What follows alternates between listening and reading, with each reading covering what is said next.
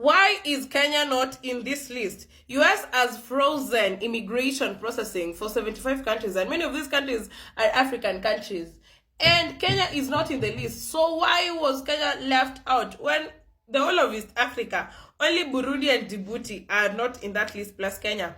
Uganda, Tanzania in the list, West Africa, Nigeria, Ghana in that list. So why was Kenya not in the list? Now, the obvious reason is Kenya is a very strategic partner for the United States, and there are many parameters that the United States was using to eliminate or keep somebody in the list. So number one is how the US was deciding is immigration oversight rates. They look at when your citizen comes to our country, okay, how long do they take?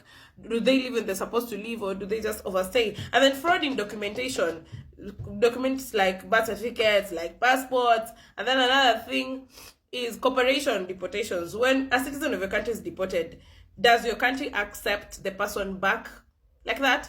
And then another thing, this wasn't about fairness. US wasn't deciding this emotionally. They were doing it in terms of usefulness. You see, Kenya hosts military cooperation, intelligence operations, and counterterrorism efforts, especially against this group, Al-Shabaab. Yeah. And then US relies on Kenya as a stable base. You see, where in a base where like Somalia is very unstable. I don't want to say unstable, very unstable. Sudan unstable, Ethiopia unstable, DRC unstable. So Kenya is it's looked at as a partner state. It's not a risk state. So those are some of the reasons why Kenya was left, and also the obvious ones. Kenya is viewed as a business hub. Do you know the United Nations headquarters is hosted in Kenya? So Kenya is seen as a diplomatic bridge between Africa and the West. So what does this mean? Does it mean that there's going to be an influx of people trying to get the Kenyan passport? Well, even if they do, which there is a process of getting the Kenyan passport, they can only do it illegally if they get people who have their hands in the system. So yeah, that is why Kenya was left out. It's a strategic partner. It's a strategic partner to the United States. Is Kenya being used by the US? That is a real question that needs honest answers. From Kenya being granted major non-NATO ally status to now being exempted in the list of countries that are facing the immigration visa ban. So what is it that Kenya is doing differently, or why is Kenya such a darling to the United States? Now, the real answer to the question is yes. United States is using Kenya, but it's sort of do me, I do you kind of situation, like rub my back, I rub your back. I don't know if science calls it symbiosis, where both countries have something to gain. So what does the US have to gain in Kenya? Kenya is located strategically for the United States, meaning US presence in Kenya they can access the Red Sea, they can access Somalia, they can access Sudan, they can access Ethiopia, they can access DRC. This is very important for intelligence sharing, intelligence gathering and sharing. Now, every country knows that you need information for possible attacks, for possible inventions that other countries have. It's just a lot that is shared intelligence. Hey, English is not English.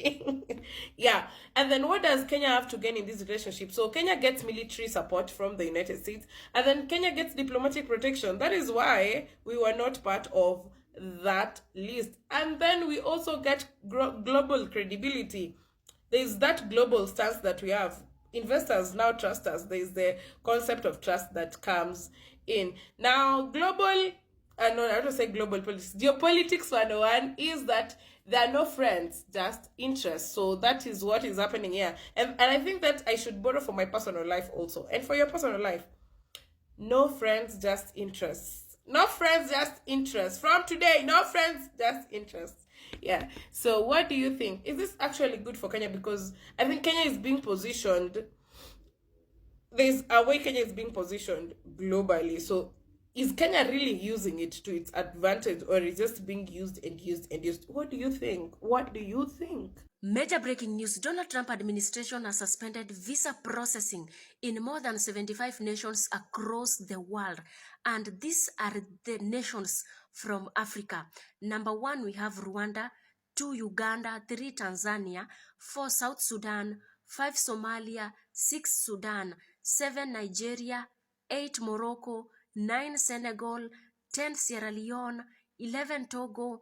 12, Tunisia. 13, Ethiopia. 14, we have Gambia. 15, we have Ghana.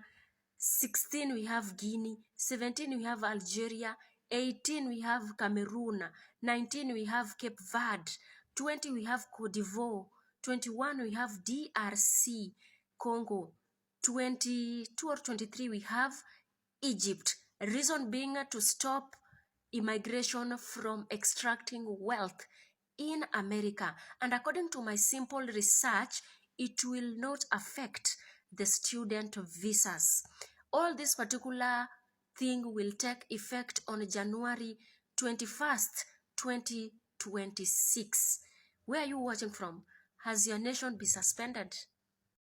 So nimeona East African countries karibu zote zimesuspendiwa visa ya kwenda US, si ndio? Except Kenya. But nafai kufurahia juu unajua why it's not suspended. Kama niwaambie. So apparently Kenya inatumika kusmuggle weapons. For example, hiyo case ya South Sudan. Tunakumbuka weapons za Kenya zilipatikananga huko. So most of East African countries, anything illegal in US nataka kuingiza huko inatumia Kenya. Na ndio maana Kenya imeachwa. So tusijisifu. Ni Kenya inatumikanga vibaya. Inatumia through government to government. So zikiingia through airport ama port, haziangaliwi juu tumetoka US na maybe wanadanganya za government. Kaizo guns zilipelekwa South Sudan zilipatikana. Tunakumbuka kweli. Breaking news, Trump has suspended visa processing for 75 countries, of which 25 East African countries. So the main reason why Trump is doing this, he said they want to control the type of people that they are taking to USA. They don't want to take people who will depend too much on them and spending a lot of taxpayers' money for no any reason at all. So this is what they'll be checking for: long-term visa, health. If you're sick, you might not get a long-term visa, and also age. If you're too old, they don't need you. You are not going to contribute anything to the community.